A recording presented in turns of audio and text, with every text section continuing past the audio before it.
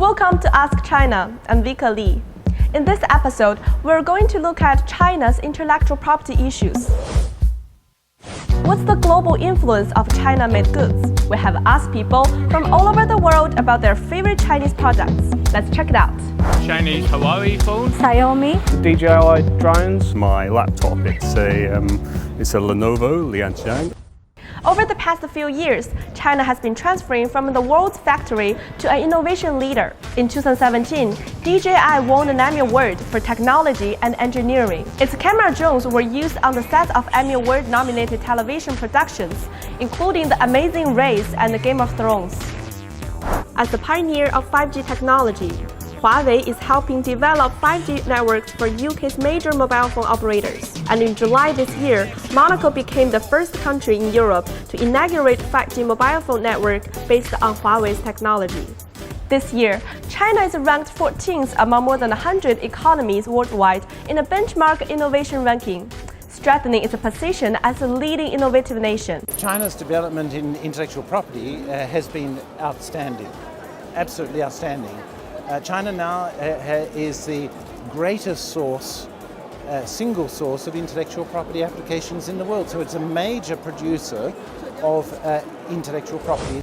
With all this progression and achievement, however, we still keep hearing US accusing China of stealing American intellectual property. Hundreds of billions of US dollars stolen by the Chinese over the past decades. President Trump is addressing it. We are going to enforce all trade violations against any country that cheats. This includes stopping China's outrageous theft of intellectual property.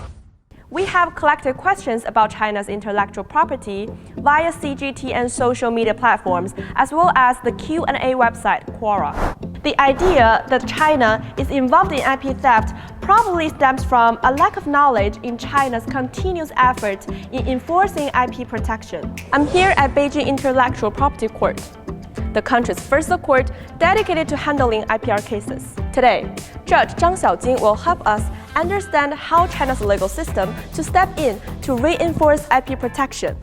This court actually has the mission to strengthen the IPR protection in China. IP cases are quite different from general civil cases. Lots of high technology related cases appear in this court.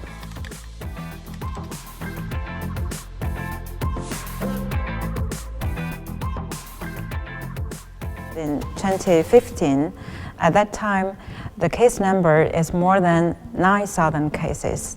But last year, the number is 18,000.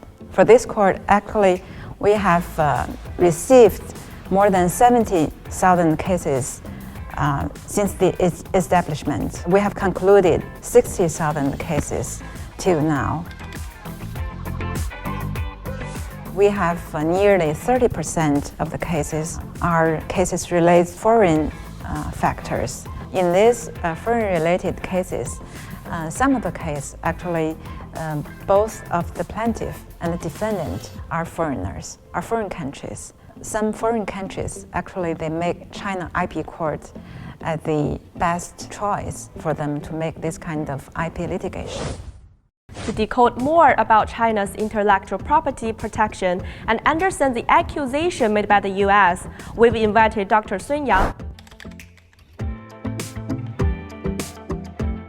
Throughout history, the US government has conducted kind of practice in the name of intellectual property protection against those developing countries. The primary purpose will be imposing the unfair trade practice through the claim on IP protections. They use the intellectual property protection as an excuse and tool, so it's kind of manipulation.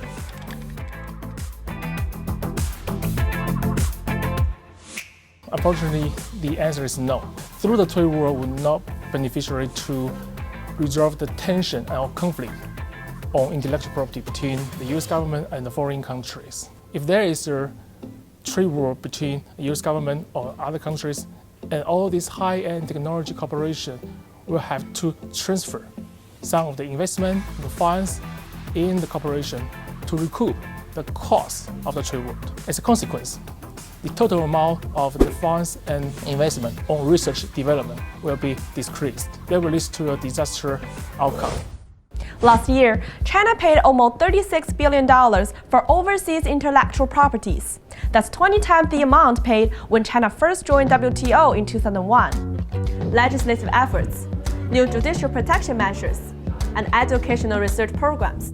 Slowly but surely, China is stepping up its efforts in enforcing IP protection so that the country will see growing innovation and economic growth. And the change has been appreciated by more and more countries. Thank you so much for watching Ask China, and see you next time.